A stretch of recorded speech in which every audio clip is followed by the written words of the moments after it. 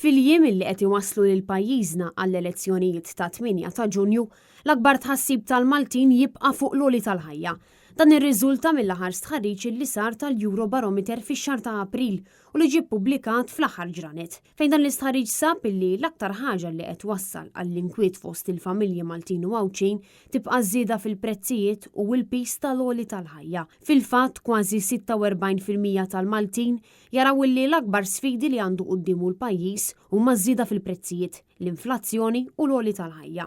Bi 15% biss tal-Maltin jaħsbu li l-kundizzjoni tal-għejxin tal-poplu se tkun qed titjieb fis-sena li ġejja. Al kontrarju huma 46% tal-Maltin u l-Għawċin li jaħsbu li mhu se jinbidel xejn fil-kundizzjonijiet tal-għejxin illi qegħdin fihom. Bi 33% jaħsbu li din is-sitwazzjoni se tkun qed tmur għall-agħar. Intant 46% tal-poplu jemmen illi l-ekonomija ta' Malta ħad tkun qed tmur għall-agħar fil-waqt illi 28% jemmnu illi s-sitwazzjoni mhux se tkun qed tinbidel minn dik attwali. Minkejja li kollox qed jindika li l-Maltin u l-Għawċin għadhom qed iħossu l-pjaga tal-għoli tal-ħajja, il-Gvern ta' Roberta Bella għadu jinjora l-kollox dan il-fatt. Bil-Prim Ministru għadu jgħajjad bl-iskema stabilta, skema li sarfet f'ebda differenza fil-kontijiet tal-Maltin u l-Għawċin, fil-waqt li żieda tal-kola għadha qed tiġi intaxxata.